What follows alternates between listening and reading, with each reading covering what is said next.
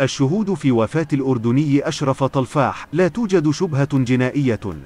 باشرت النيابة العامة التحقيقات بواقعة وفاة أشرف طلفاح الممثل الأردني الجنسية، وقالت إنها تلقت إخطارا بوفاته بعدما بلغت بالعثور عليه مغشيا عليه بمسكنه بالجيزة، ووجود آثار إصابية به، ونقله للمستشفى لمحاولة إسعافه، ولا تزال التحقيقات جارية لاكتشاف حقيقة الواقعة.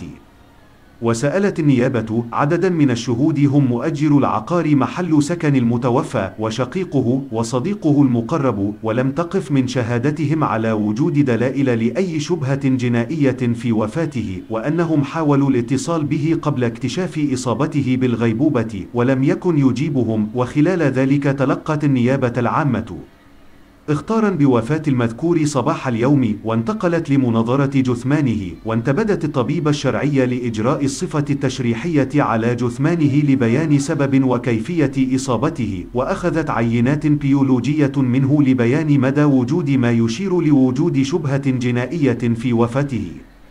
وأمرت النيابة العامة بإجراء الصفة التشريحية على جثمان المتوفى أشرف طلفاح الممثل أردني الجنسية عقب تلقيها إخطارا بوفاته بعدما بلغت بالعثور عليه مغشيا عليه بمسكنه بالجيزة، ووجود آثار إصابية به، ونقله للمستشفى لمحاولة إسعافه، ولا تزال التحقيقات جارية لاكتشاف حقيقة الواقعة.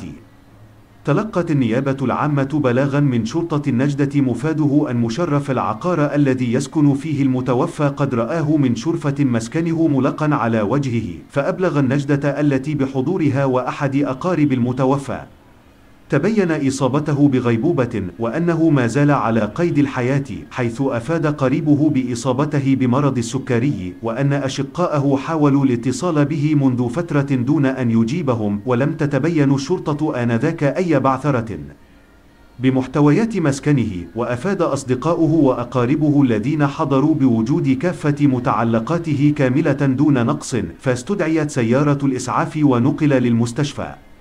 وبتلقي النيابة العامة البلاغ انتقلت لمسكن المتوفى لمعاينته، فتبينت عدم وجود أي آثار عنف على مقبض بابه الخارجي أو داخل المسكن، فانتقلت النيابة العامة إلى المستشفى لسؤاله، فتبين تواجده بوحدة الرعاية الحرجة غائبا عن الوعي.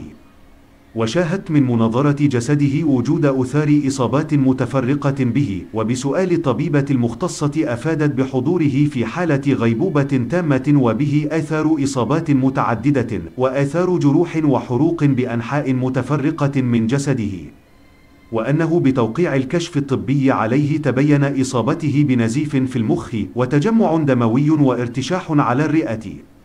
لا تنسوا الاشتراك بالقناة وتفعيل الجرس ليصلكم كل جديد.